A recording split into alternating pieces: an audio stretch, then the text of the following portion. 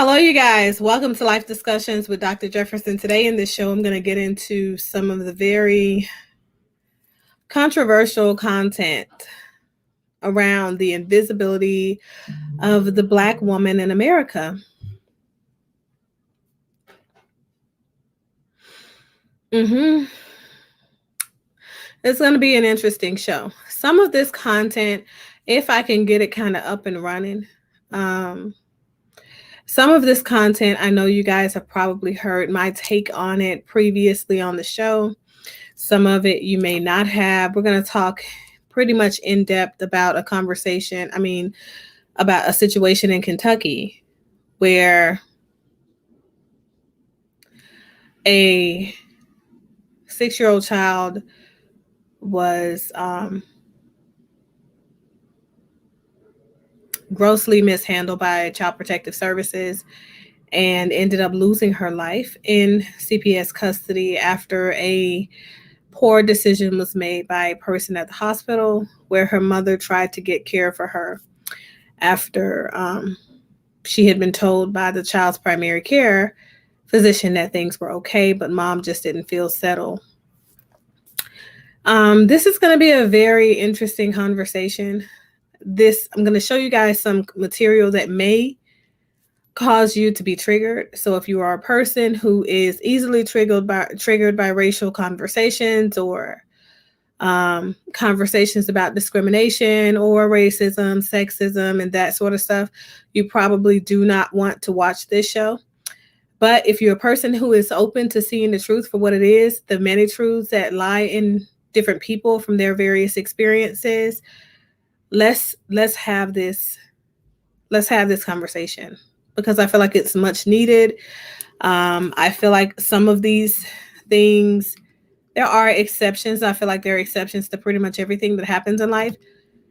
But I feel like these are definitely issues that are currently and have been going on for the length of people being in America that are brown, but also for the length of time that people have been migrating to places and countries where they're not the culture of origin. So I'm going to go ahead and get into my disclaimers and everything so that I can show you guys this content and we can have this conversation.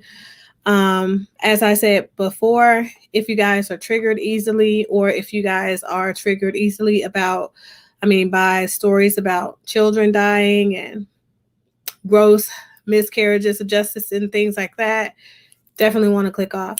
But we'll get right into the conversation in about 3 minutes. I'll see you guys right back.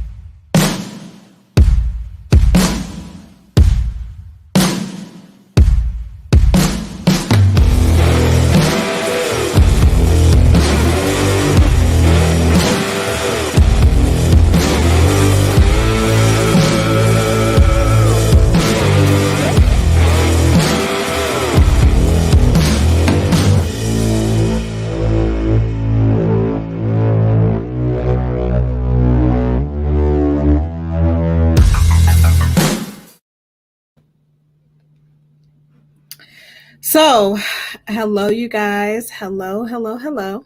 Welcome to Life Discussions with Dr. Jefferson. I'm your host, Dr. Jefferson, and this is a channel where we have accountability conversations around issues that affect the Black and Brown melanated community in America and abroad. Some of those conversations are extremely difficult. Some of them are fairly easy because there are things that we've sat with, we call the truth.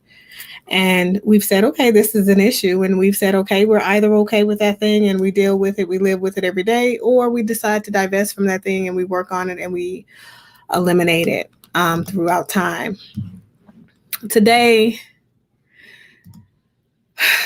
we're going to talk about the invisibility of Black women. We're going to view this video. I'm going to give you guys my thoughts, my reflections, my reactions to many of the things that they talk about. I know that many of you who are really deep-seated followers of Tamika Mallory and the Black Lives Matter movement and post George Floyd and all of that. I know that that's probably something that you guys are definitely up to snuff on. But we're going to have this conversation for the folks in the back, the many people who may not have followed the progress and where Tamika Mallory currently is and you know, things that she's talked about. I thought it was really interesting that Jada had this conversation. And before we get into my playing it, I want to do a bit of a story time, if you will. Okay. I want to talk to you guys a little bit about a case that happened to unfold in Kentucky. And there was a Black mother,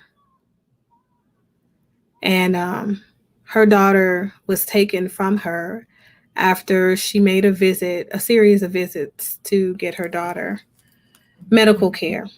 Okay. The young lady who died in the custody of Child Protective Services is Demaya White. Okay. It's a very, very sad story for a couple of reasons. This baby suffered from a heart condition that ultimately led to her death, but I feel like she had so many failures in this particular situation. Her primary care physician failed her. CPS failed her. The foster failed her. And I've been hearing things about Kentucky for quite some time, okay? I'm not going to act like I've not been hearing the horror stories about the rumors as it comes to, as it applies to CPS in Kentucky, trying to remove Black babies from Black homes, from Black mothers, Black single mothers, because they feel like they're deemed unfit and unworthy due to the drug epidemic, saying that Black mothers are likely to engage in substance use and things like that, even if there is no clear proof or clear indications that these are the things that are happening, right? There are a number of Black kids taken into custody by Child Protective Services for no reason, okay, seemingly. So this story is out of Louisville, Kentucky.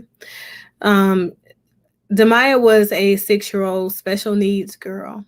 And the story as it read back then, because this is a case that unfolded back in 2018, 2018 and 2009 for this mother. Her mom is Charity Lewis, and I know that some of you probably remember the story from her going viral, sharing her story on Facebook.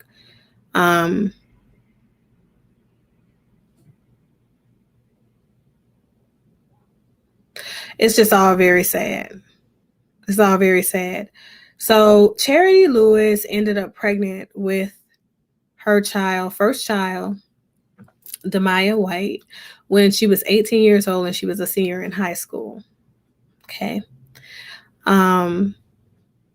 She gave birth to her, and she talks about having a fairly normal pregnancy, no issues during the pregnancy. She wasn't using drugs or drinking alcohol or anything like that while she was pregnant. She had, what she considered to be a healthy pregnancy and was expecting to deliver a fairly healthy child.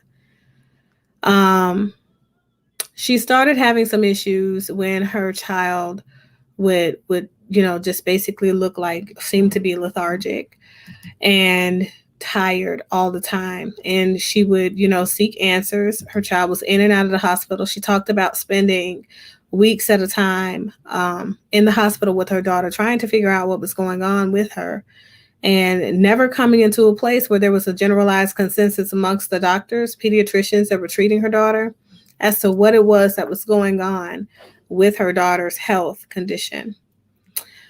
So the young lady would take the medical advice after she's left the hospital and return as needed, take her to her PCP for checkups regularly. And she talked about there being a particular night or evening where, her daughter she wasn't herself, right?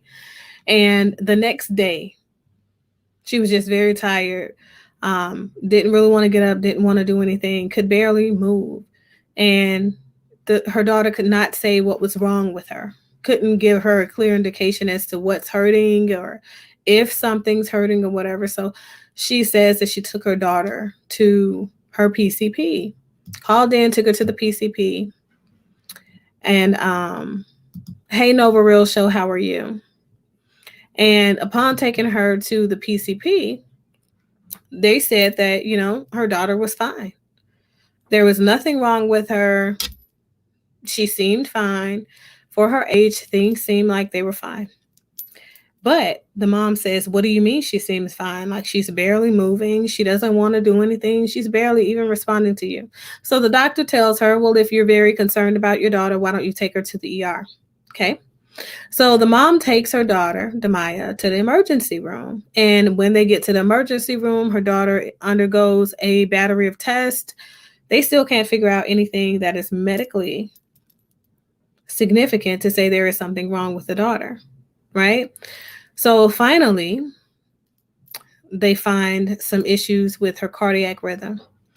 And they say, okay, well, she's having heart problems. And then they go to asking the mother, how long have you been neglecting the needs of your daughter? Hey, outside looking in, how are you? How long have you not been getting her the help that she needs for her health condition, her heart condition, blah, blah, blah. She's like, well, I've been getting her all of the help that she's needed. And I just took her to her PCP. And they said there was nothing wrong with her. I brought her here because I still felt compelled to bring her here because I felt like there was something wrong with her. She's not been herself lately, blah, blah, blah. So they treat her for a heart defect in the emergency room. But while Demaya's mother, Chastity, was in the emergency room, what she didn't realize is that the ER doctors were all mandated reporters, right?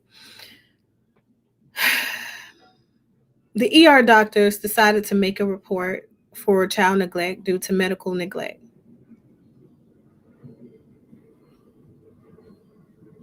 This led to a hospital social worker approaching her upon her exit, and asking her further questions about, the conditions and, what it is that she was doing to make sure her daughter received treatment, all of these things. Okay. And eventually, of course, you know what's going to happen. You're going to shut down because somebody is being quite invasive, especially when you've been told as a parent that there is nothing wrong with your child by their primary care physician. And you found yourself in the ER and they're telling you that your child is not only does your child have a heart condition, but your child is dying from this said heart condition. And your kid is 6. I think she was 5 at the time. Okay. They made the report, and when Chastity got home, she received a call from CPS. CPS asked if they could take a look at where it is that the child is sleeping, take a look at the house and all of this stuff. And mom is like, okay, yeah, fine. You can stop by and see, where she lives. And her house was clean. She didn't have a reason as to why it is she wouldn't let them in or anything. And She says that the CPS worker walked through her house, did and said that nothing was wrong. But then she said the woman stepped outside of the home and made a phone call, and she was whispering on the phone. At this point, prior to her exit, she informed mom that she would be taking her child into custody because mom was neglectful to her child. When Chastity asked questions as to what areas of neglect are you taking my child for, what is it that you're saying that I've done, they didn't give her any answers, couldn't give her anything. Okay, that's the first thing. But they take her child. So Chastity has spoke out, and she's in this place by herself, no family, in Kentucky. She moved away from her family of origin to start her life and, to be able to provide for her children and things like that. I think she had 2 other young kids after Chastity that were younger. So she's staying in contact with them and trying to figure out, okay, when is my child coming home? I'm trying to let you know that she does have a medical condition. She does need some specialized attention. She just went to the doctor. We're finding that this is an ongoing issue with her, and she's really struggling, right? So all of her supervised visits with her daughter told her that her daughter was in harm's way, and her complaints were silenced every time she made a complaint to CPS.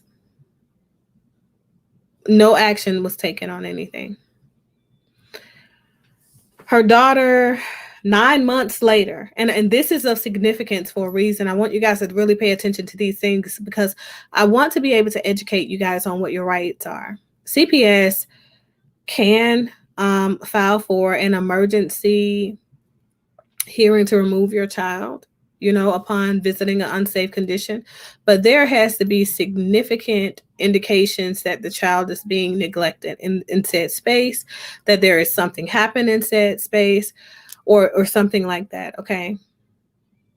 So they can have that emergency order filed for. However, even with an emergency order, CPS has 45 days.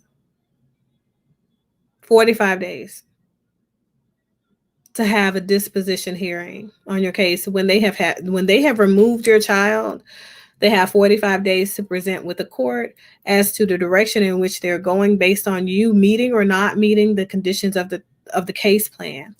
Furthermore, your case plan has to be something that is suitable and basically achievable. Okay. Those are the legal components. Okay.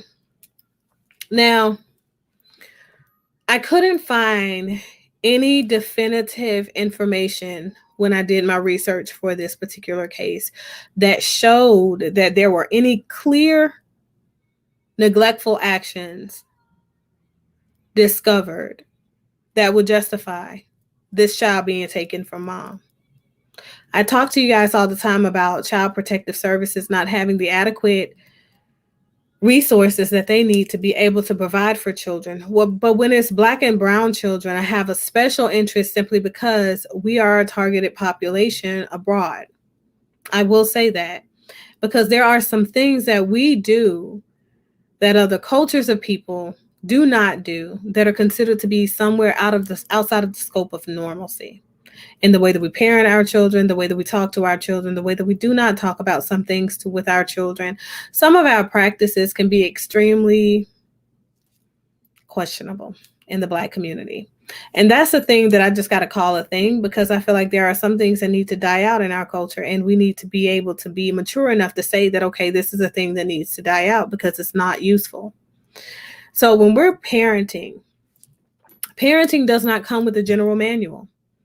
However, parenting classes are for everybody, is at everybody's disposal. You can always sign up for one to figure out what's going to be some of the general things that are going to be expected out of you as a parent on your journey to come. These are things I feel like people could be curious about and are naturally curious about, but I never see enough people that show up that look like us. Now, In Chastity's case, she met all of the conditions of her case plan, and she just kept being pushed back and pushed back and pushed back. 9 months later, she was told that she was going to get her daughter back, I think the day after her birthday. And that was like in 2 days. But instead, the next day, she got a call from CPS saying that her 6-year-old daughter was dead. And this is only almost not even 2 years ago, but this is only about 17 months ago when this happened, you guys. Okay. So she got this call that her daughter was dead. And she said, well, what do you mean? You know, and I told you every complaint that she made was silenced. It was met with zero action. They didn't investigate. Nobody got back with her and said anything about anything that they may or may not have done in response to her complaints that her child was in danger, that they were not taking care of her child, any of this. She said that when she would have, because when Child Protective Services, when the state has custody of your kid, you're still due, visits, regular visits with your children. As long as reunification is a point of contention. So, right. So, they told her that she died from having a heart condition. When the mother requested to see her child's body, right, because she wanted to see what her daughter looked like, because she said on the visit that took place right before her daughter died, her daughter was so dehydrated that you could see it around her eyes. They didn't leave her a sippy cup to drink from. She was special needs, okay? And she ended up having to get water from a faucet in a coffee cup and give it to her daughter. And her daughter took that water and drank it so fast that she was like looking at the visit supervisor like, what's going on? You know what I mean? Like, are they not giving her enough water? Are they not feeding her? They're not taking care of her. The child's hair was matted on top of her head. And they refused to give her any indication as to who the foster parents were in her particular case. Now, I will say this, as a person who works very closely with the foster care system, I have done that work, but I've done that only in the state of Georgia.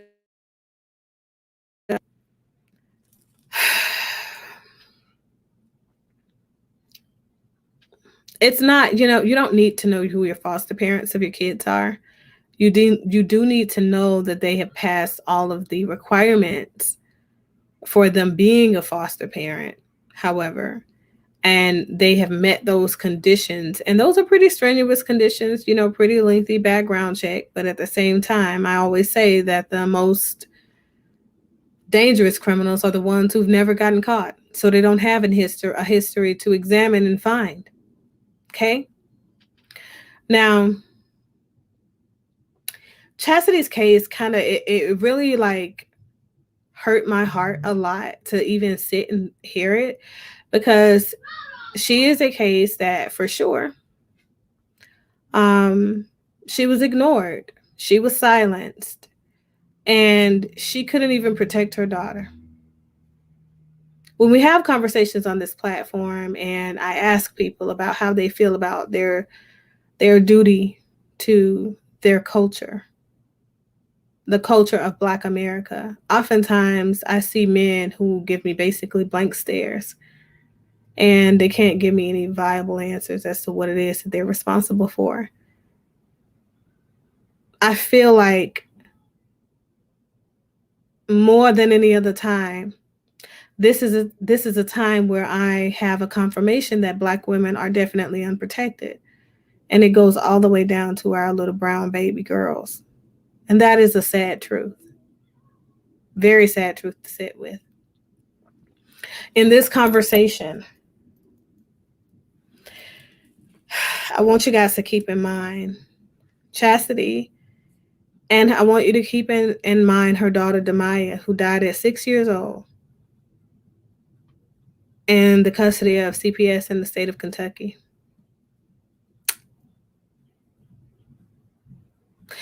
I can't imagine the amount of pain that this mother is going through. I watched her do an interview and she couldn't stop shaking. And this is in the immediate aftermath of her losing her daughter. And she was definitely in shock. I feel like she was definitely hurt. And I mean, those are proper responses, right? But I think we have to realize like there is even more here, because here is the part that sticks out for me.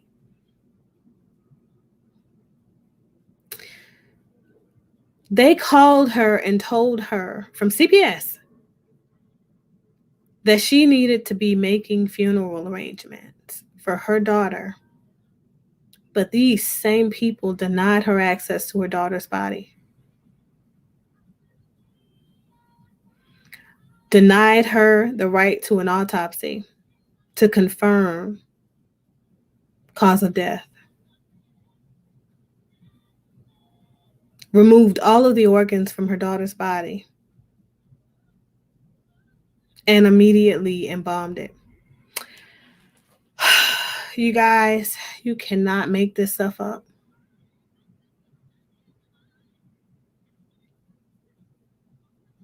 This is just, it's ridiculous.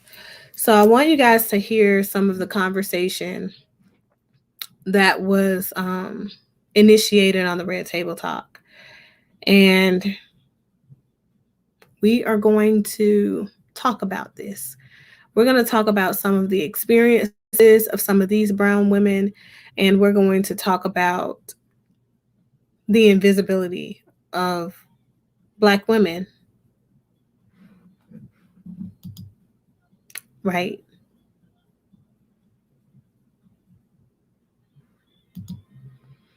Miss Sandy, you missed it from the beginning. The child ended up in CPS because the mother took the child after feeling like something was off about her daughter, took her to her PCP, and the PCP refused to render a diagnosis or confirm that there was something going on with the child. And the mom, in a back and forth with the primary care physician, the end was, if you feel like there's something wrong and that I'm not right, take her to the emergency room. You could always take her to the emergency. So when the mom took her to the emergency room, they confirmed that the daughter still had a tremendous issue with her heart after running a battery of tests and all of that stuff. And because the child was having issues with her heart, they said that the mom was neglectful as it applies to her providing adequate medical care. And they took her child within 24 hours with no just cause. But so it's very sad, very difficult one to sit with. But let's listen to some of these women's experiences, and I want to know what you guys are thinking. That I had been in labor for almost 2 days. Shocking stories that will shake you to your core. When I had Jada, I was not treated well. I was denied the pain that I was having. Oh, yes. He made me step off the flight and he asked me, did I know how to behave? Wow. The invisible Black woman. The epidemic we need to talk about. Well, today is going to be a great show. Yeah. I'm excited. And we're going to talk about the invisibility of Black women. Now that's a topic. Wow. Yes. It's just so deep rooted. Yeah. It's great to see you and have you back at the table. Thank y'all for inviting me back. I didn't know you get to come back again. So. Well, it depends. It depends on who you are. Well, it just depends. Hello, Black Table. Our friend Tamika Mallory is one of the most powerful social justice leaders of today. Her new book spells out the urgent state of Black people.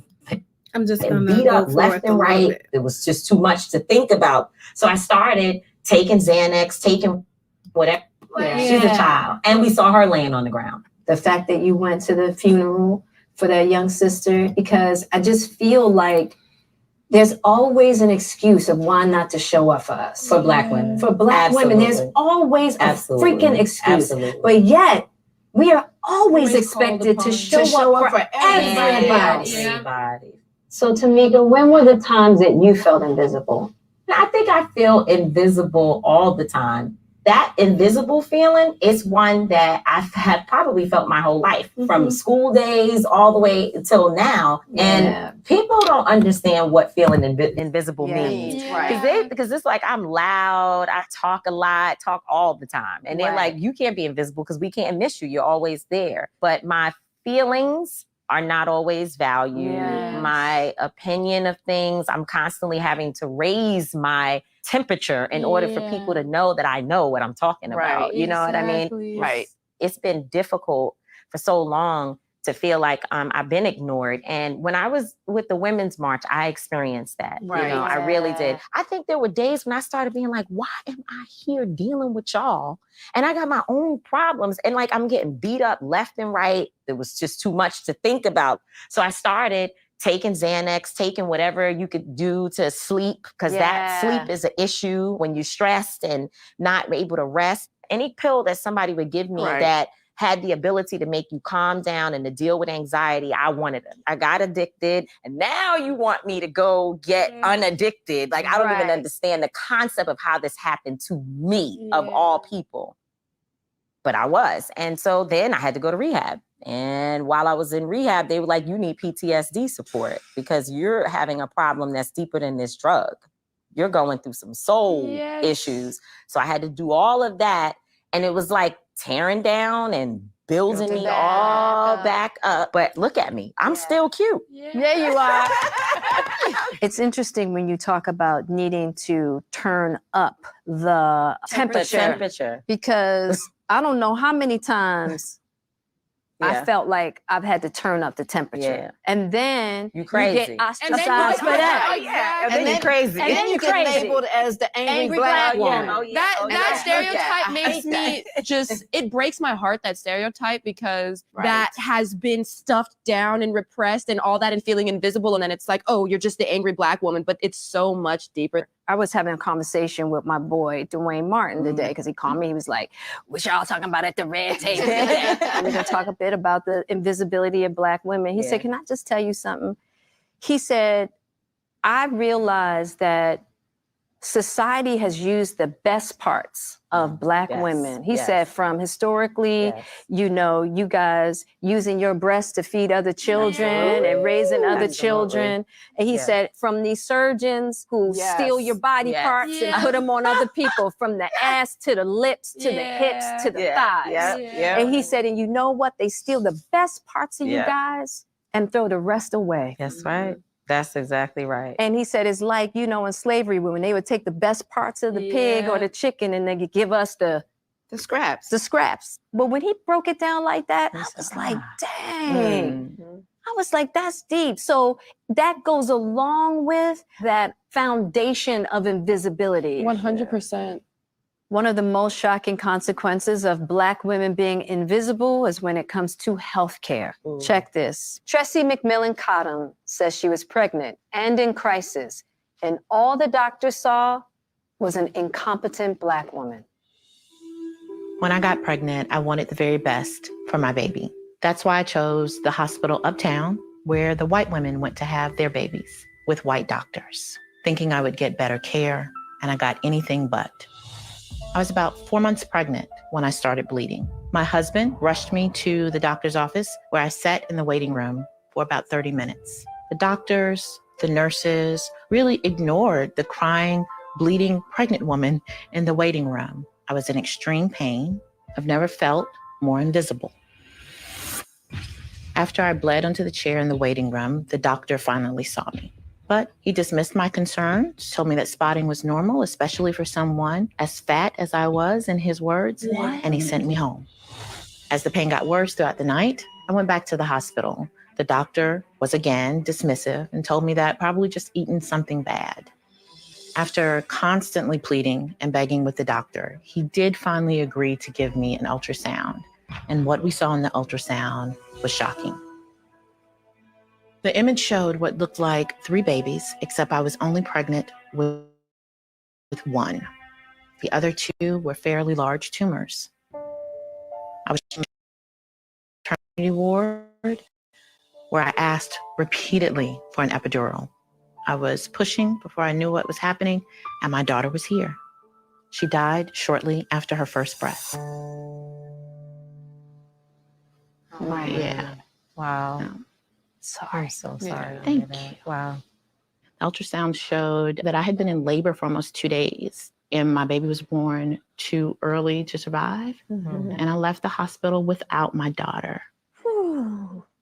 What happened is both traumatic, but not singular. It happened to a lot of Black women, which is something that was totally preventable. If we'd had an ultrasound when you're supposed to do an ultrasound, they would have known mine was a high-risk pregnancy. I'm an OBGYN nurse, so I know the difference between bleeding and spotting. Yeah. She was not Exactly. spotting, she was bleeding. Yes. Right. When they had to remove the chair after I left the waiting room, right?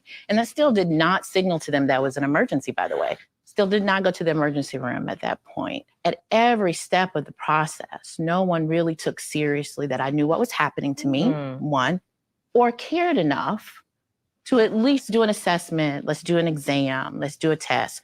They didn't even care enough to do that. Right. Childbirth is when you're most vulnerable. Exactly. You really are relying on people to see your pain, Right. right? And people's ability to see your pain relies on their ability to see you as human. Yeah. Yes. The experience for me was a loss that shouldn't have been a loss, but worse than that, a loss that no one treats like a loss. It is just traumatic. There's no aftercare when you lose a child. Yes. The nurse doesn't come to check on you 6 weeks out. There's no postpartum, Right. right? At the time I was working, full-time as most women are, especially women of color and Black women, it's no longer maternity leave when your baby dies. What? Yeah. It's no longer maternity leave. So it's not just the trauma of the event, it's the way the world treats you. Yeah. I never even heard from the doctor's office again, except for the nurse to call and tell me, just so you know, there was nothing we could have done. Oh, okay. Yeah, just so you know. Wow. That's one of the reasons why I never had another child, because I was 18 pregnant and the experience was so horrible that I was like, I'm not doing that again. Imagine a young Black girl, and they treated me really bad. Just like, sit over there, we'll get to you in a minute. My water leaked for a month. It was just so much trauma that after that, I was like, never again. It's interesting that you say that, because now that I'm thinking about my own experience when I had Jada, it was pretty similar. I was not treated well. I was not cared for. And I was in a hospital where my father was head of anesthesia at the time. And so if that they knew doesn't exactly do it. who I was. I was denied the pain that I was having at the time. Yeah. Oh, it's not that bad. Just be quiet and be still. There was so much invested in telling me that I wasn't feeling what I was feeling. You know how they do the pain scale on a level of 1 to 10. Where are you? Yeah. I was in the middle of a contraction and I'm vibrating. It hurt so bad, right? I'm vibrating. I knew if I'd say 10, they'd tell me I was exaggerating. If I say anything less than 5, they leave the room. Right. And I remember negotiating with myself to settle on 7. Because if they left the room, the anesthesiologist wasn't going to come. And she told me, if you complain too much, he doesn't like complainers. Oh my God. He won't come. Yeah. And I was terrified that he wouldn't come. Yeah, because I wanted the epidural badly by that point. Yeah, I was terrified. I hate to bring it this far, but you're looking at a woman in pain, the most vulnerable place she's ever been in her entire life, and you're just going to, like, that seems evil to me. Right. Like, that seems like an evil thing to do. I did have to start to think about, how did I end up in a room where there was no one to speak for me? What couldn't I have done differently? Yeah. What is too much to ask for from somebody else to advocate for you?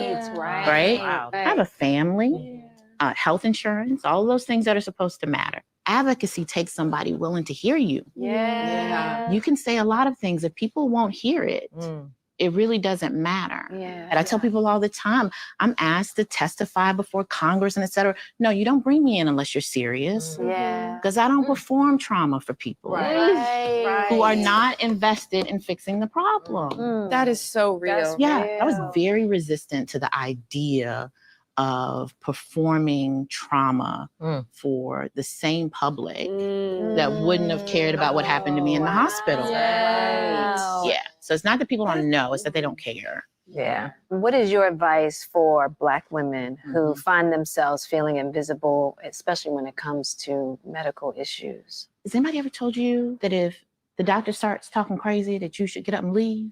You should leave. I want Black women to treat doctors like we treat a service provider. That's right. Black women don't play if the food is cold. Right. We don't play if the service man, the cable man is late. Yeah. But the medical profession is shaped for you to follow directions, to not question authority, but it is the one place where questioning authority can save your life. You have to do your research, and if the plan that they are creating for you doesn't work, then go to somebody whose plan does work for you. Yes. I tell them, don't even let them finish. Right. Like, get up. Right. You can get dressed in the hallway. Get your clothes and you walk out. Exactly. Yeah. If we had the same crisis facing middle-class suburban white women, if they were dying at the rate that we die trying to give birth, Yeah, the inequity is undeniable. there would be a public health crisis. There'd be a public health campaign. Boards would be convened, tribunals, right? They don't think it's a loss. That's the crux of the problem. That's it. Yeah. That's at the core right there. Absolutely. Yeah. Tressie, thank you. This was important. Thank you, ladies. Thank you. Yeah. Thank you. In a Facebook post seen by millions, Dr. Cross revealed an incident on an airplane that left her feeling more invisible than ever. Thank you for joining us today. So, explain to us what happened. I was on an airplane and I heard somebody shrieking. 2 rows ahead of me, it was a husband and wife, and the husband was unresponsive. So the wife was screaming. Right. The flight attendant immediately rushed over there. She said that she needed medical personnel or physician immediately. I just flagged her down. She said, "Oh, no, sweetie. We don't have time, to talk right now. We're looking for an actual physician." I'm trying to explain to her that I'm the physician that you're looking for. Right. She just continued with her condescending remarks. At that time, it's going on the overhead where they're saying, "We need a medical personnel." And I stare at her and press my button. And so that's when she's like, "Oh, you're an actual physician." That's when she started asking more questions. It wasn't like, "Okay, you're a doctor. Great, come over here." Right. Mind you, he's still unresponsive. The person is Still unresponsive. Still unresponsive. Gosh. She's like, "Well, if you're a doctor, well, what are you doing? Why are you here? And why are you in Detroit?" And she's like, "Well, why don't you have your credentials with you? You don't have your diploma with you?" "No, I don't." Walks around with their diploma. Get out of here. "You don't have a business card?" "No, I don't have a business card on me." This continues back and forth. And then there's a middle-aged Caucasian male coming from the front of the plane. Of course. And she said, "Well, he's a physician. He has his credentials." But of course, my blood's boiling on the inside. Of course it is. That's ridiculous. Did you complain to the airline? I did. Yeah. She basically offered me Sky Miles in exchange for the miscommunication. And I said, I'm good. I got off the plane. Right. And then I went and reported it to the gate agent. And the gate agent was like, "I'm so sorry for it," and handed me a free drink ticket for my next flight. And I was like, "Y'all don't get it." Right. So I put it on social media. I got on my next flight, got off, and it was viral Yeah. that quickly. You had an issue too. The same thing happened to me on the airline. And same thing. I had to put some information on social media because I tried and no one cared. A pilot threw me off of a plane for no reason. In my situation, the gate agent was the problem. And it was a Black woman. I was communicating with her and she was so nasty. The white man who was the pilot happened to be off the plane standing there next to her. And I watched them as I walked through the door to go get on the plane, have a little conversation, whatever she said to him. And he just decided to come and throw me off the plane. He made me step off the flight and he asked me, did I know how to behave? And he asked me to repeat those words, that I would behave. And I did. And it threw me off anyway. I said, "Yes, sir.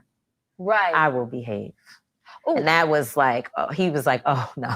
So Tamika, you saying that they threw you off the plane because you and the gate Because the gate agent and I had a little thing. Yeah. tiff. Uh-huh. And Yeah. what were y'all tiffing about? Because my seat, I have claustrophobia. Right. And I was upgraded to first class. And then all of a sudden my seat got bumped and I was complaining about it. We were just having a quiet conversation, but he happened to be standing there and he decided to use his authority against me. The funny thing though is that the flight attendant who's on there looking like, what is going on? Because she doesn't know anything. She recognizes who I am. She's looking at me and she's like, oh my God.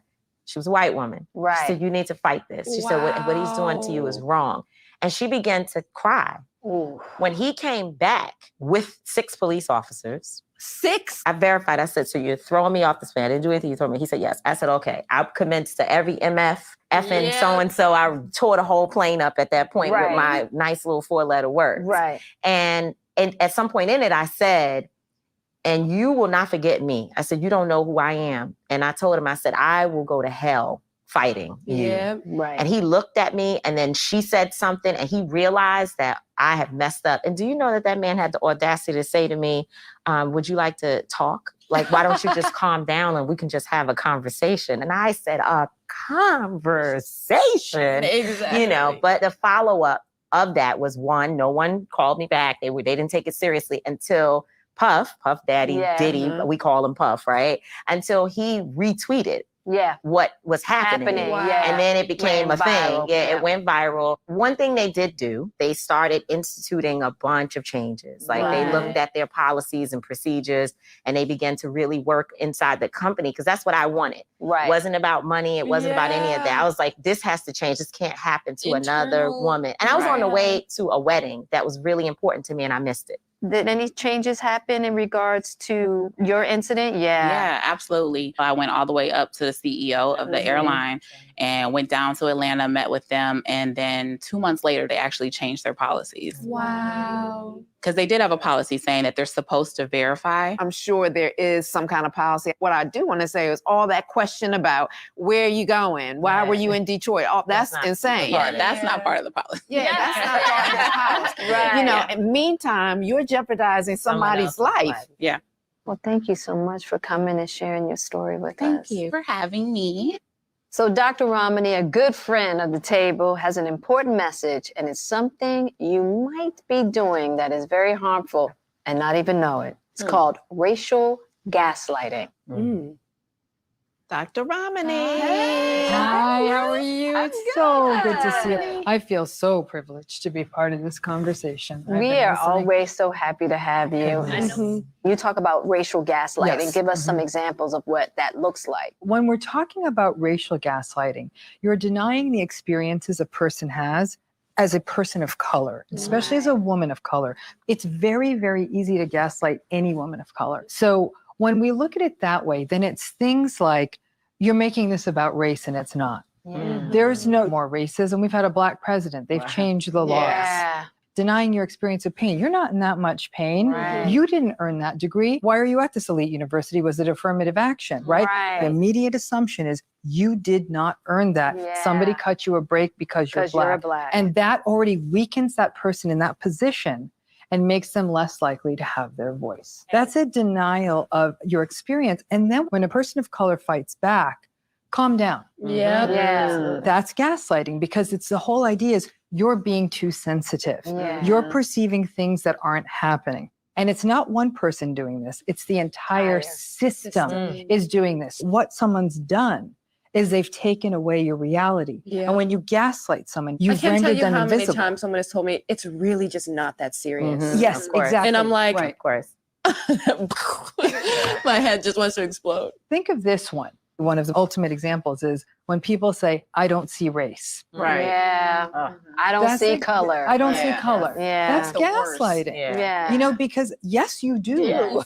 Right? I mean, you standing should. here. Right? I'd be able to see you're wearing a green shirt. You can see that. And I understand what the intention behind that is.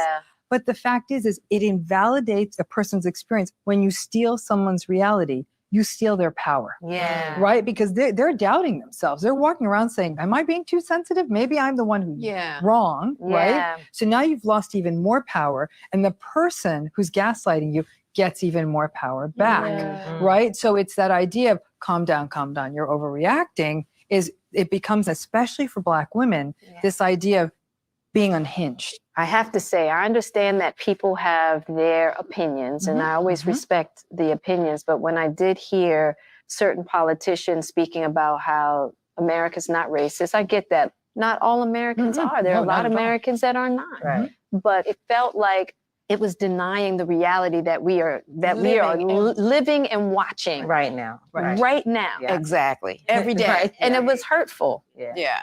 Didn't even make me angry. It hurt my feelings. Yes. You know? And those hurt feelings are real. But when you take that into the system and say, my feelings are hurt, they'll say, Jada, you're being too sensitive. Yeah. You're too sensitive. You know, there she goes. Right. Here she go again. Yes, that's right. And then on the other side of it is this phenomenon called healthy cultural paranoia. And it's the idea that particularly Black women who hold the least societal power of any women, right? When you think of the history of Black women in our country, they've always been at risk. So there may be a tentativeness. You know, you go into a new situation, you're being very, very careful, right? And then what will people say about a Black woman then? She's aloof. She's uppity. Exactly. You know, right? She's not living to those roles. You're not being the big hug, you know, the mammy that I can hug. You're not playing to the role we need you to play. Or you're not playing the sassy. Exactly. I mean, we get this in Hollywood all the time. These boxes that we're put in. Right. Many, many times, women of color, especially Black women, will go into a situation, a professional situation, even a social situation, and they'll feel unsettled. Like, I don't feel comfortable here. I don't feel heard here. I don't feel respected here. And the other people in the room will say, nothing's going on here. You're sensing something that's not happening. You're being ridiculous. Stop making such a big deal. Gaslight, gaslight, gaslight. And the whole system's in on it. So when that woman tries to go to HR or goes to a person in authority, they'll say, what documentation do you have? I think you might have been misperceiving the situation. You're talking about invisible Black women. You want to make someone invisible, deny their reality. Yeah. Can I ask a question? What about when it's not reality? Like if someone is saying, well, you harmed me because you did these things, and you're like, I didn't actually do those things. They're still gaslighting because you didn't do those things. They denied your reality by even saying you did something you didn't do. Dr. Ramani, you're a woman of color as well. And I just want to know, has there ever been points in your life where you have felt invisible? Oh, heck yeah. People just see brown. And it's been my whole life, from people telling me, this name of yours is too difficult. We're going to change that name to something we can say. As a child, people would say, I can't say Ramani, let's just change your name to something that's easier for us. You're talking about airplanes. Anytime I fly, I would say 75% of the time when I'm in that first class line to board, someone will come up to me and say, ma'am, this is the first class line. All the time, I get that. That's Infamous. All the time. It's like death by 1,000 cuts, isn't it? How many times do you have to experience those microaggressions before it affects your own identity? There were times I'd go back and look at the boarding pass. I'm like, maybe I am in the wrong line. And I'm like, no, wow, yeah. I laugh because I've experienced that too. Oh, yeah. And it's typically like a bunch of European businessmen, you know, that just kind of move right on past. You may be walking up to the line and they're walking past you like you. You're right. You can't possibly be in this line. But they're calling first class right now. Excuse me. So the systems are designed to silence the voices and to leave people of color in self-doubt. So then everyone's walking around confused. And if everyone's confused, it's really easy for another group to hold the power. True. That was really well said. Thank you. Personally, I think it's all really terrible, slimy. Yeah, it's plan. by design. I think it's a plan. It is by design. Yes. Thank you, Dr. Ramani. Thank you for having this conversation. You have no idea that even if you ungaslight one young Black woman who's doubting herself today, you've done something so powerful. Okay, so let's have this discussion, okay?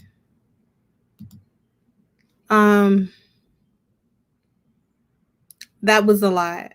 That was a lot to sit with. For those of you who are coming in now, who didn't catch the show in the very beginning, where I gave you guys a little bit of back history and storyline about the mother who had to, and still is, because it's a constant struggle, right?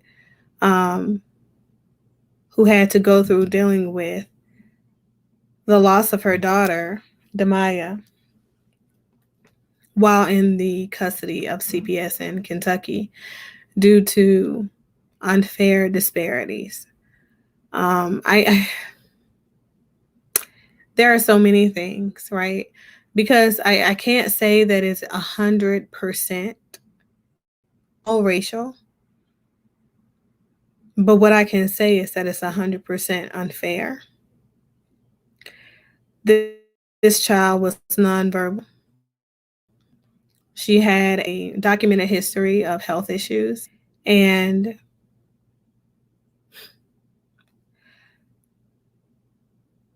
there was no medical neglect. There was a young mother trying to figure out what to do for her daughter, and how she should navigate care for her daughter in a system that believed that there was nothing wrong with her daughter. Her PCP thought there was nothing wrong. So it's just, it's so many things, it's just so many things. My heart, my positive energy and thought, my prayers, all of that goes out to her family. I know it's still difficult because it's still new, it's still fresh. In the heart of all of this, I know that it's hard because I can't imagine for these women who experienced these difficult experiences over the course of their lives, over their tenure. Being a Black woman is not easy right now. And what I'll say is,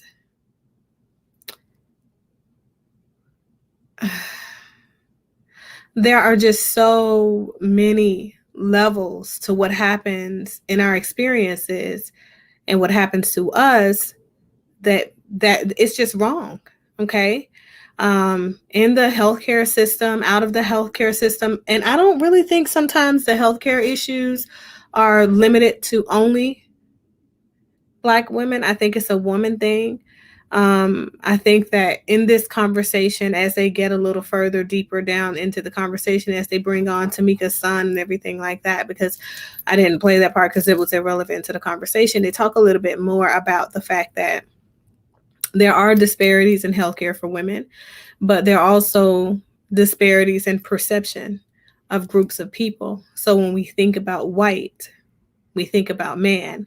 When we think about Black, we think about man. So the women are typically the last to think about anyway. And just because they have placed the white man on a pedestal above that of a Black man, historically, that the Black woman would be the last one on the totem pole to have any validity whatsoever at when it comes to having a seat at a table. So there is that part. A lot of you guys are talking about gaslighting, okay? And I'm going to clarify that because there are many of us professionals in this field have our positions on things, and we feel very strongly about those things, and we definitely have the tenure. She's done the work. I'm pretty sure that, she feels valid in her stance. And I'll say this, Tamika was asking a question that I feel like maybe she didn't hear her fully, right? Or she wasn't listening to understand. She responded so quickly. She really didn't have a chance to kind of grasp what the question was, right? And sometimes we do that. It's a normative response in a conversation.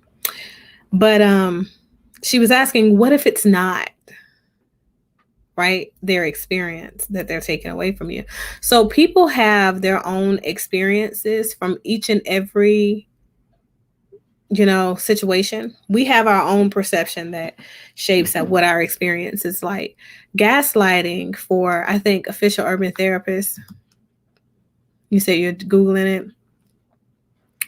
So gaslighting actually is peer reviewed by those people who specialize in treating personality disorders, and even more specifically, those people who specialize in treating narcissistic personality disorder, because that's where we see the most prevalent gaslighting done to people. But gaslighting is, it goes all the way back to the women's rights movement, when women first started feminism or whatever really first took off. And insane asylums and histrionic personality disorder was kind of like for women, hence the name. It meant that women just wanted attention. Excuse me. And that they went crazy because they had wounds, right? And so it's the act of a person, not just a man, making you feel like you're crazy. So we use gaslighting because gas stoves were a thing. And it's like that was a really easy focal point to make a woman think that she was going crazy, especially after she had become a mother. So if you keep turning the stove on, making the house smell like gas, the mother would become preoccupied with the possibility that she left the stove on, knowing that she turned it off in her intrapsyche. Combating with her inner components would send her going crazy down a spiral, because you'd wait for her to go to sleep, turn the stove back on and say, hey, do you smell that? Hey, do you smell that? I thought you turned the gas off. I thought you turned the gas off. That's where it comes from. It comes from back then. But the man was a narcissist in this case.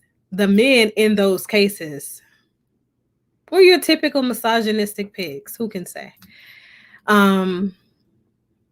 So if you look at NCPR, I know that there are a couple of journals in NCPR. I know there are a couple of journals where it's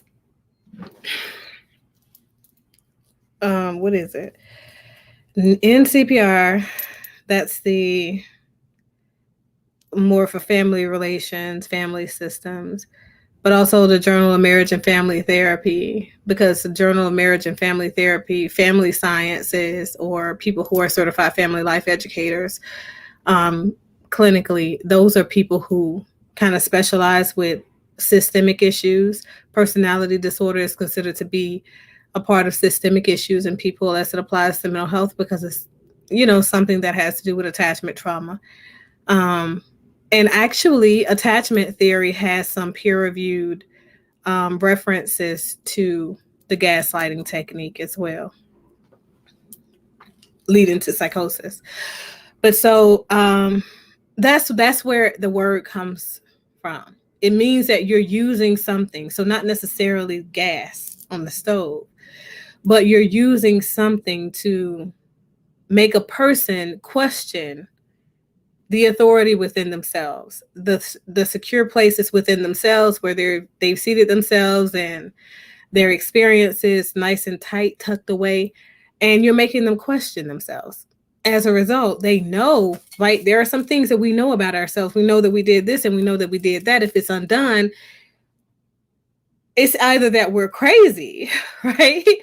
Or we really didn't do this thing. And especially if it's something that could cause harm to the people that you love, especially your children, it's the easy way to send women over the edge.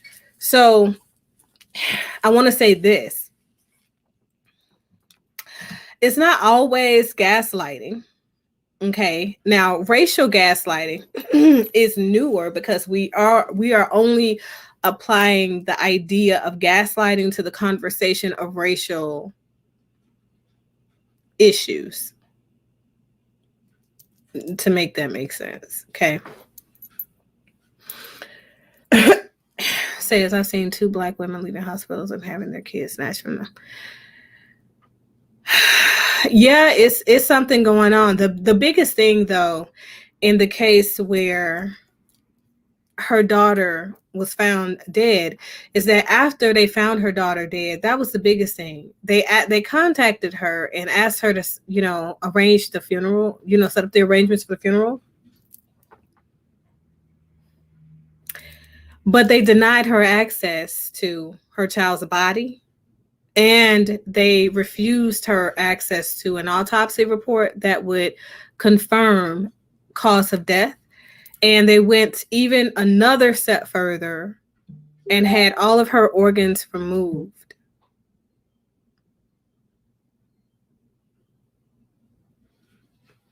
Yeah. And had her embalmed without the mom's knowledge. So, yeah. There is a lot there. Okay. But so, yeah, way too much. Way too much. So it tells me that maybe the child didn't die. Maybe the child was murdered in the custody of CPS. The mom saw various red flags. They never did anything or acted on her complaints when it came to the presentation of her child or any of that stuff. You know, the thing is, if you pull a child from the custody of a parent caregiver, you should be able to provide better care conditions for that child, not worse. But so, to get back to this, I want to know, I want you guys to understand that gaslighting is only a thing when you know for sure, when we're talking about hardcore facts, okay? So some people are entitled to their perceptions, and I think that that's what Jada was speaking to when she said, I feel like people are entitled to their perceptions, and I think her mom said the same. So sometimes we do have to take a step back and ask ourselves, is my response appropriate for this situation, right? Is this a racial thing or is this a thing, period, right? And I think that we also got to stop doing the thing where we're comparing one to another person because of the race and arrest reports and stuff like that. You hear all these Black people, when it came to that case down in Florida, the one that I aired on here, maybe like, what was it, a week ago or a week and a half or something, where the ex-Marine went in and he killed the whole family. So people were like, oh, he was white. So because it's white, you know, he was taken into custody. Had that been a Black man, first of all, we all know that a Black man is not, after doing this type of crime, even if he was not of sound mind, because I can guarantee you this man was suffering from acute psychosis. Guarantee you. Just based off of the reports that he gave to the police during their investigations, which I have listened to thoroughly. He really thought he was in combat. The language used was all very technical. There are terms that we use in the field. He was awakened up by the bullet when he was shot by the police officer. And that brought him into his reality where he realized what he had done, which is why he removed his bulletproof vest and he walked out unarmed and surrendered to police. How many Black people have done that and gotten shot? So some of the things we do, we have to stop. We have to stop making the comparisons because we're talking about apple and oranges, right? But some things we definitely have to look into a little bit more difficult. I think that some of the disparities in medical care when it comes to women, across the board, we experience disparities in healthcare as women because you have a lot of male providers still in the system. And then you have a lot of female providers that are in the system and they take their own personal experience over that of the patient's reported experience and then render care based off of what they perceive should be going on given the circumstances. Now, I feel like the medical system has failed Black people for way too long. I will say that. I'm going to call that a thing. Because there is a thing that I feel that is happening right now to so many Black people that we are ignoring. Even I see clinicians, I talked about it. I see clinicians falling for this whole, well, let's use psychedelics and therapy. Let's use cannabis assisted therapy and these things. We know what cannabis does to the human brain, So why is the Black brain any different? We know what psychotropic medications do to the human brain.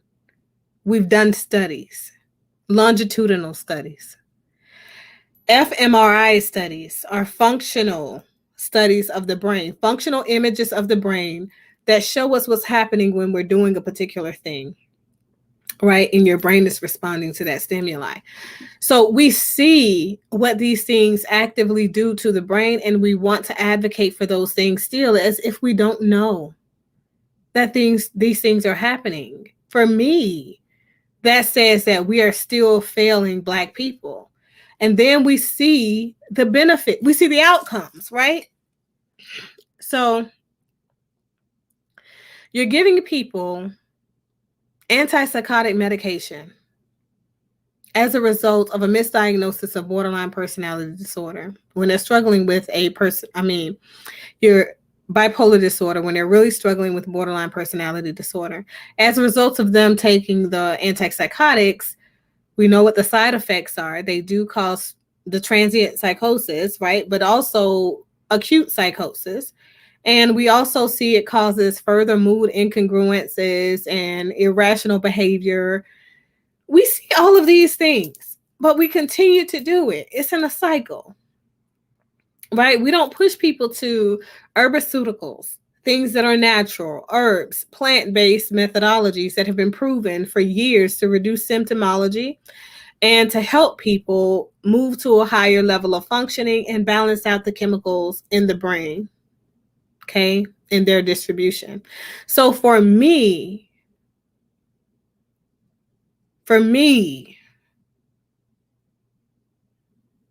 it's the medical negligence that's on the medical care provider side.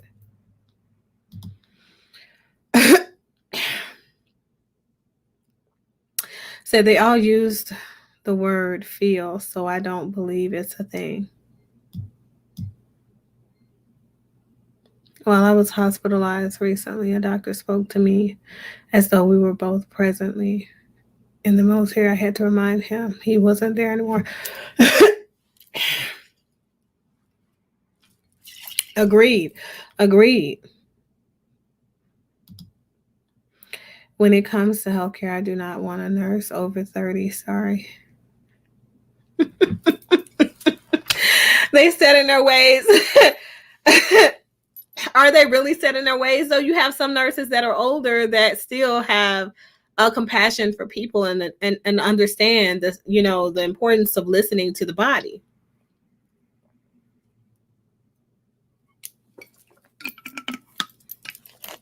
So when Miss Sandy, explain to me what you mean by your comment. But I want to get into people feeling like they are invisible when you are women. Okay. And I want to get into the gaslighting thing. So gaslighting is not a person saying that America is not a racist country. Okay. Gaslighting would be saying you did not experience racism. You did not experience racism because of XYZ. Okay. And XYZ is substituted with that person has a lot of Black friends. That person has Black kids because they married a Black woman, all of those kinds of things. Okay. So if a person is telling you that based on what they understand racism to be, that your experience was not racism, but some other form of discrimination, and they have a clear line to map out for you, it is possible that they are right. It doesn't mean that you weren't discriminated against, and it doesn't take away from or invalidates your position when you say you feel like a person was racist towards you. It's interesting to me sometimes that we say, like Tamika Mallory talked about showing up for the funeral of the young girl that was continued to approach someone with a knife while police were on site and had given instructions to de-arm themselves, right? And the young girl was shot and ended up dying.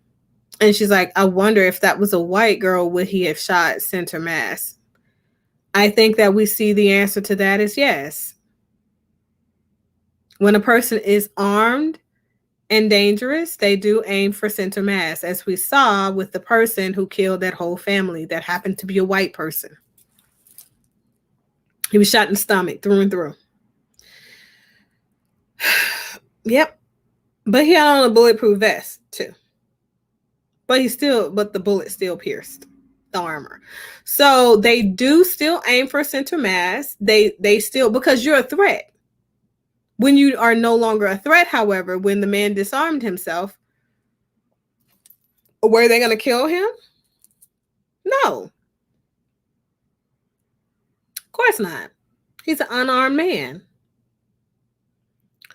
But so we have to ask ourselves some very difficult questions, because I feel like we will get this thing, we will miss it every single time. If we want to bring validity to the experience of invisibility of women, of Black women in America, we have to call a thing a thing.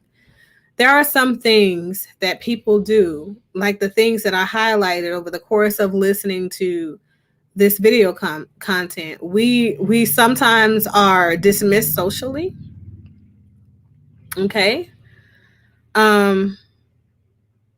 We sometimes go through medical neglect, medical disparities, and we're ignored in there, and on that plane. I'm sorry. It says love my old school doctors. Right. There are some times that people tell us that, you're a strong Black woman, right? That means that you aren't strong at all. That's fake strength, or that's false. That's you being false. You're not showing, you're just showing your representative. You're not showing your true self, right? So we all have different parts of ourselves that present in a conversation as it's appropriate, right? We don't always present as the same across the board in every avenue, in every domain, in every, level of functionality. Sometimes we need to be an asshole because the situation calls for it. Sometimes we need to be professional because the situation calls for it. Sometimes we need to be compassionate because the situation calls for it. But as long as we are able to be congruent in the basic core of who we are, our strength is just as real as another person. But I think that we do have to recognize as women, being a strong Black woman doesn't mean that you're dismissing your feelings, thoughts, reflections, experiences for the sake of other people. That means that you're prioritizing yourself. You're putting yourself first before everything else, because you realize that in order for you to be the best version of yourself, you got to take care of you first. The same thing goes for Black men. Sometimes the Black man is invisible, okay? Sometimes the Black man is unprotected. Sometimes the Black man is unacknowledged. At times, we will all go through moments where we feel invisible, whether we are Black, whether we are white, orange, brown, whatever color you want to say, whatever orientation, whatever culture. Because the realities are this, people. Discriminatory practices and biases will always exist across the board. We can't do anything about that. People will always have their preferences. And for whatever reason, we will always think that one person's view or one group's view is more important than the other. But it doesn't invalidate them and their experience where they feel like they are very important. Okay? When you find yourself in situations where you feel dismissed and you feel as if your opinions are not valid, you feel like your opinions are not valued by the people that you are communicating with, please make it your business to walk away. Because some people do not deserve a seat at your table. You must pedestalize yourself primarily. You must be first. The things that are important to you, you have to stand for those things like you've never stood for nothing else. Because even if it's the one thing that you feel so strongly about, that's wrong. at least it shows that you felt strongly about something. You felt passionate at some point about your life. I mean, in your life about something. And you stood firm on what it is that you believe in. Our belief systems will not always be the same and will not always align with those people around us. But as long as they are ours, we believe in something, we are here for a purpose. And it helps to ground us.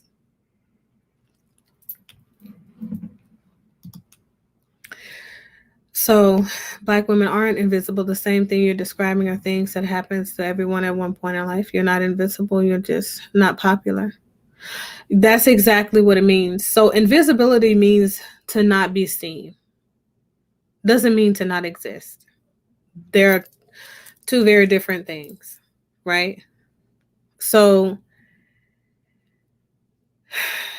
and to be honest with you, it's not about popularity, right? Because Tamika talked about the fact that she still feels invisible all the time. She's fucking popular, okay?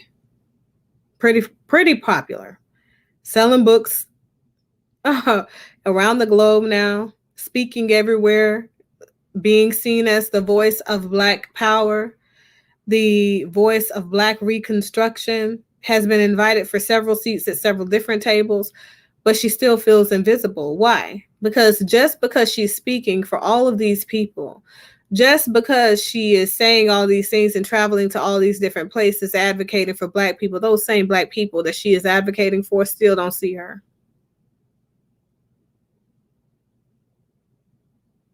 Hear me. When I say invisibility does exist, sometimes we are in spaces and we are doing our best work, but people around us, even the people that we are advocating for, they don't appreciate us because we've not yet died. We've not yet had a huge controversy that's messy, that's nasty, that draws attention, that plays to what Black people every single day thrive, and I don't know, they probably base most of their survival off of. The stuff that we see on reality TV, the reason that reality TV, Basketball Wives, those shows exist for a reason. Who do you think the primary people watching these shows are? Definitely isn't white people. Definitely isn't.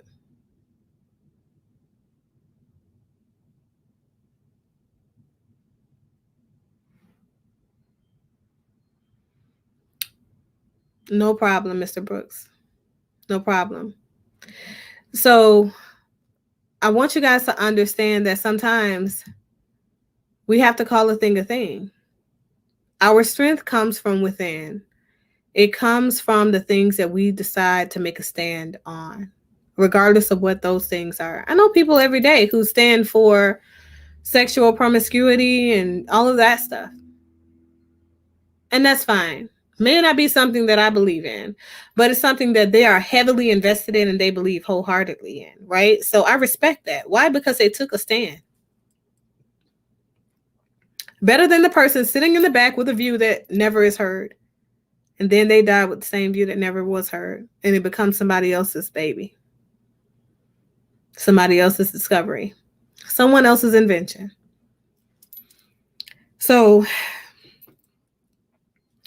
with that being said, I want to say this. Whatever it is that you feel, please feel valid in feeling that thing.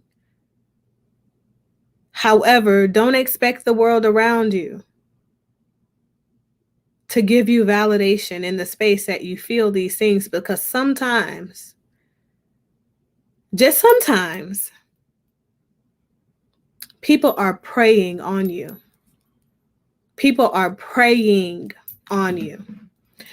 Opportunity is something that moves people in a completely different way. Okay? That's why I asked the question, do you realize, like, is society playing on us still? Like, are they preying on us at the same time? Are these people out here just to make a buck off of our pain, off of our dysfunction? And are we so blind that we cannot see that that's exactly what we're doing? We're feeding into it and we're giving them what they came for. And it's costing us everything that we stood for.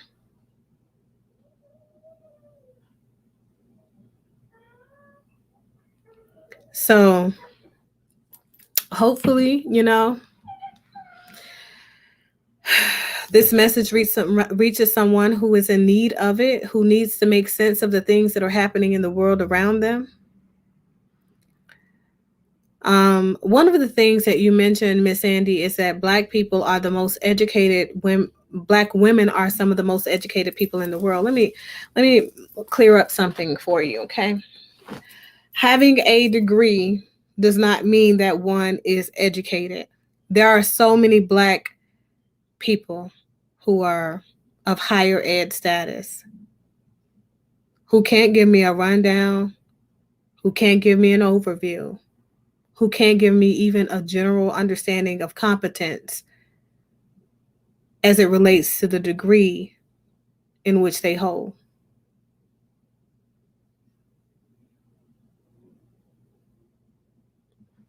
For me, that says that we are not educated, but we are in debt to the education system. That's a perfect and a primary example of the system and society preying on us, because there are obvious inadequacies inside of us that somebody else has seen and decided to capitalize off of.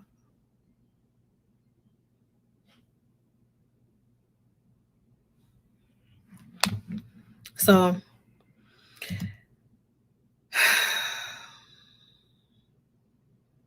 it is what it is.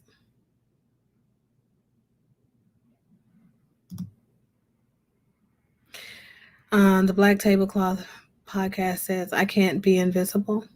When I want something, no, it doesn't matter to me. I'm not educated through school, but life lessons matter. Yes. Now that, I'm loving that.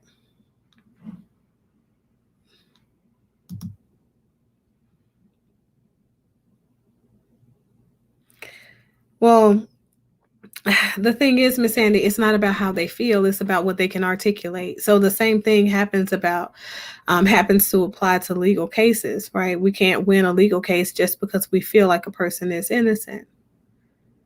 The only way that we can win said case is if the prosecution fails to prove that that person is guilty, or that person proves that they are innocent without a shadow of a doubt. So we have to learn how to call a thing a thing. And that's sometimes difficult, because trust me, it brings me no joy whatsoever having to say that I sit down and I have conversations with people that look like me, that have gone through educational programs that cannot give me a single line, not even a one-liner of what it is that school taught them. Not even the basic premise of their education at the introductory level. That's very, it's disturbing for me. Very. At the core of me, especially considering the field that I'm in. So for me, I feel like that's a very important point, especially if you are the person that we're trusting the security, the emotional, the mental, behavioral stability of Black people to, because you are Black as a clinician. So, for me, it's what you know, not what you feel. Your feelings are just as valid as any other feeling because they're yours and you're entitled to feel however you want to. But the facts, those things that can be proven, are quite different than feelings. I love you too. Thank you so much.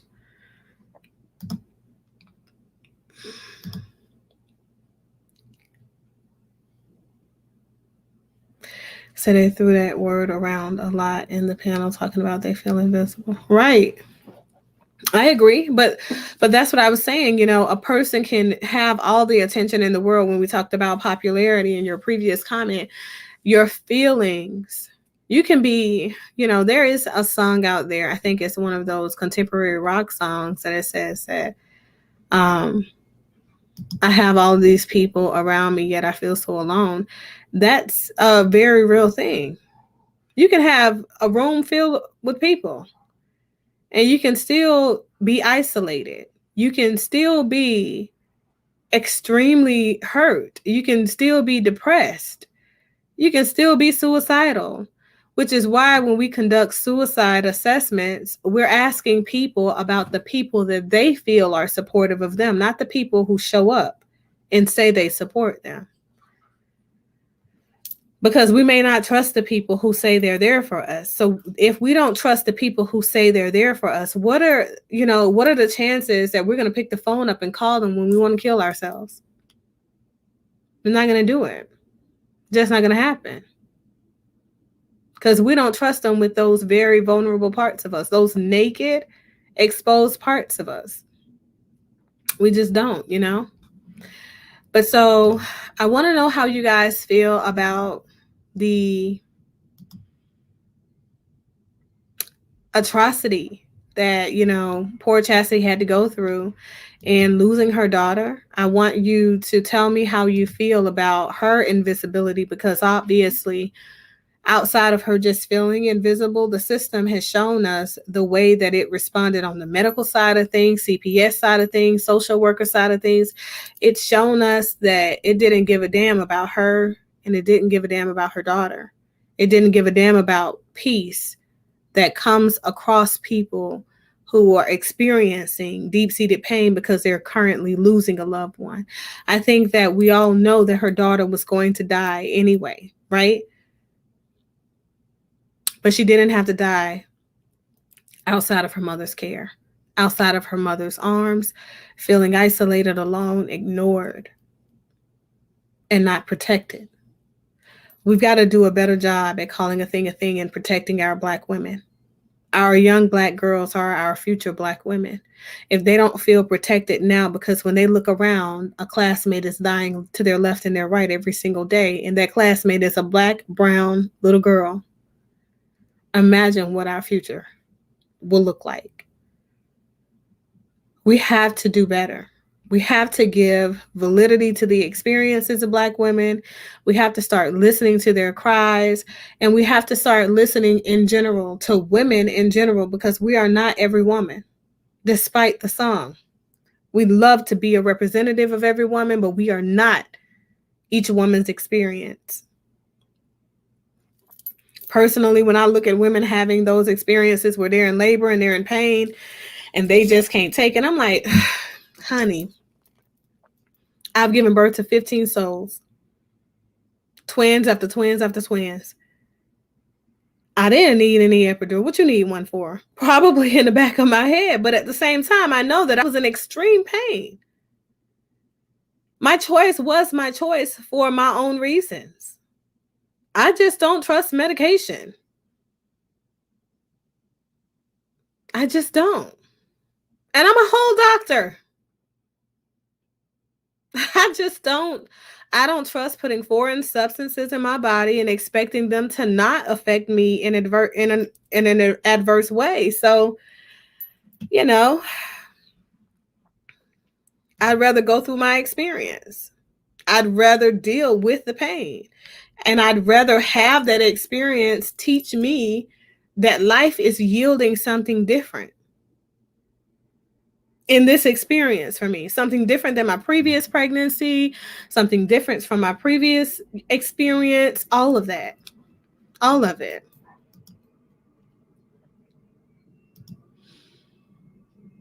Yes. But so I wanted to bring that to the forefront, because oftentimes I feel like sometimes we say that being Black is the point. This is what makes us vulnerable. This is what makes the system against us and things like that. And I shared a video on my page of a white woman going through a moment where she didn't want to let the father, who is also a white man, have custody of the son that was 14 that refused to come back in her custody because she's married to this other guy. And obviously there are some things going on there, right? And the police officers also advocated for the child and his feelings in that moment, you know. And they also intervened with mom the same way they do with Black women and said, hey, listen, what's happening here is this is about to be a public disturbance, and that's against the law. Now that's against the law, right? So when Black people see that happening, it's always because we're Black. It's not about you being Black. The law is the law. Inadequate parenting is inadequate parenting. Kids going through identity crisis is kids going through identity crisis. Parents failing to co-parent is parents failing to co-parent regardless of their race, regardless of their gender, or whatever. So sometimes we have to call a thing, but sometimes in calling a thing, we also have to take a step back and re-examine the whole situation and ask ourselves, is it possible? Is it possible that this is something else? Now, I'm not saying don't stand firm on your complaints, okay? I'm an advocate for complaints, okay? I'm a Better Business Bureau advocate. Go on the Better Business Bureau, make your complaint, take it all the way to the HQ if you want to, take it to the founder of the company if you want to. Do what you feel is necessary and stand on your word. However, be intelligent enough to know that sometimes our emotions can cloud the pragmatics of what's really going on.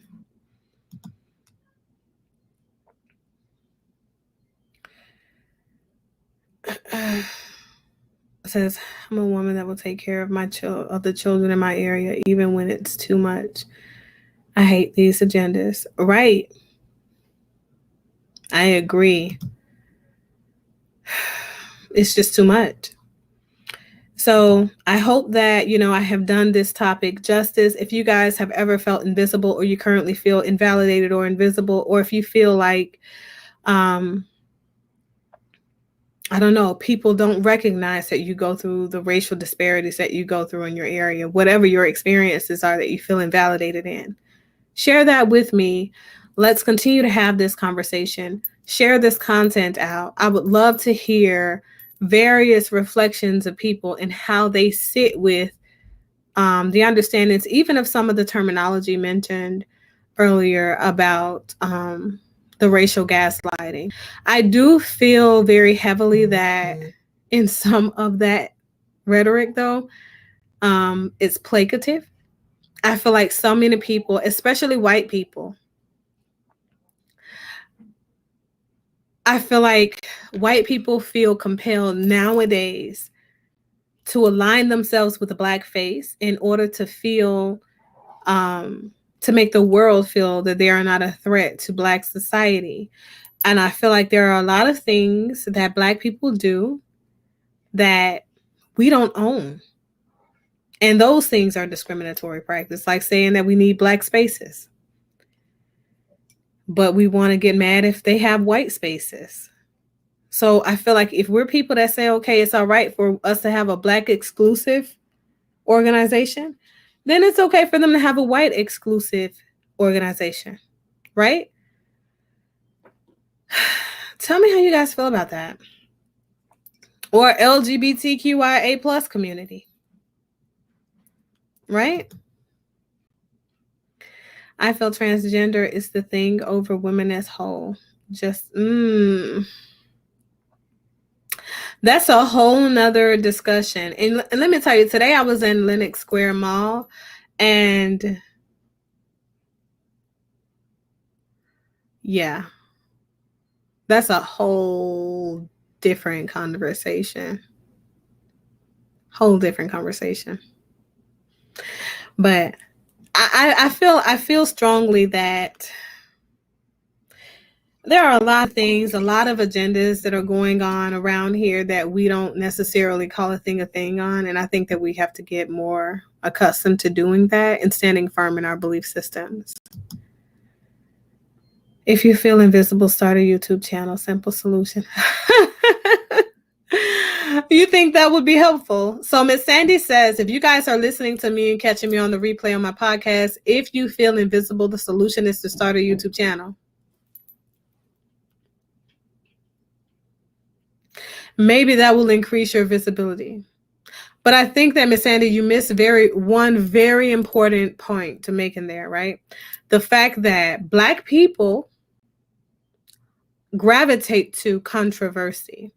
So that means that you have to be covering controversial topics or fighting, or you got to be pushing the negative stuff about our culture, because I'm just going to be honest with you.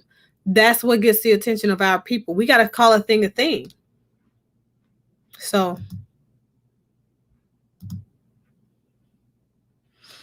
right. I'm definitely going to do that. So you say you should be on Clubhouse because we could all speak. I actually do have a Clubhouse that I started. I just had a lot of other stuff going on at the time. So if you guys are on Clubhouse, then just look me up. I'm Doc LQJ on there as well.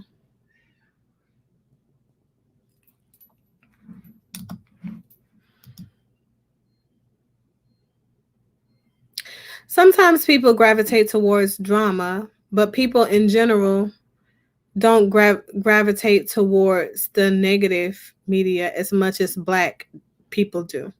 And if anything is going to be indicative of that, look at how many Black people are on reality TV shows and what type of reality TV shows are out there and what is the content of said reality TV shows. Because guess what?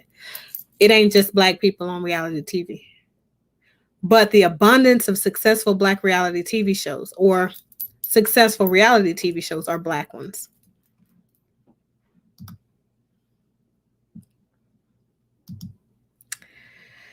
Yeah. Do you see it?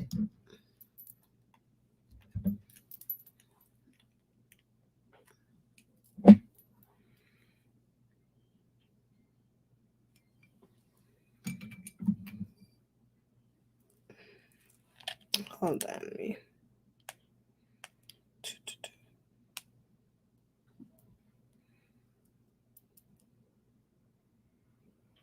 Yep, at Doc LQJ. DOC LQJ. Miss Sandy says the biggest reality stars are white. I beg to differ.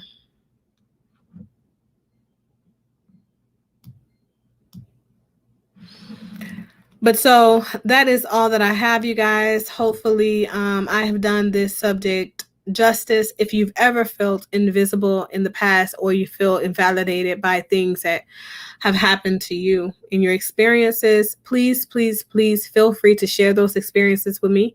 And let's continue to have this conversation. As I said before, go ahead and share the content out. If you've not already liked and subscribed to this channel, go ahead and do that. If you guys are regular contributing members of this channel who are now supporting me with a monthly membership, I am so grateful for you.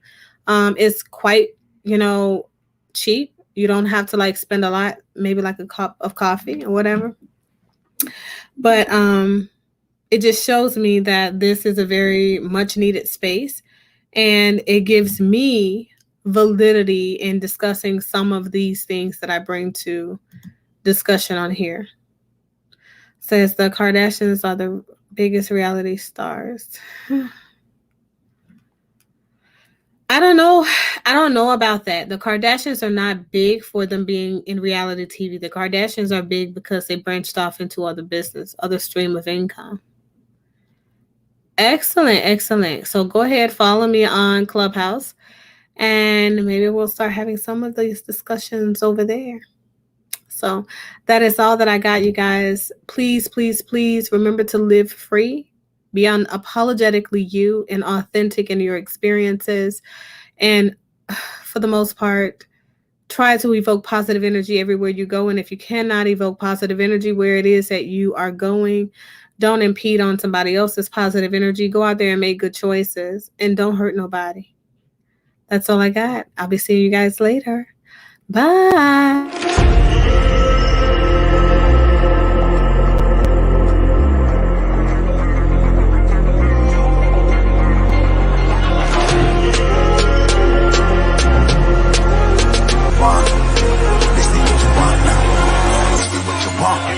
Who alive can't put me in a box.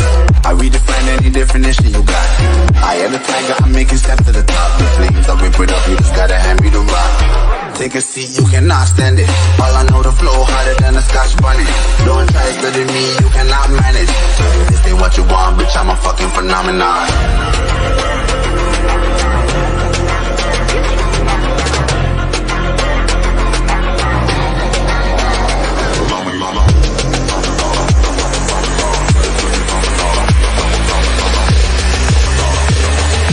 This ain't what you want, bitch, I'm a fucking phenomenon.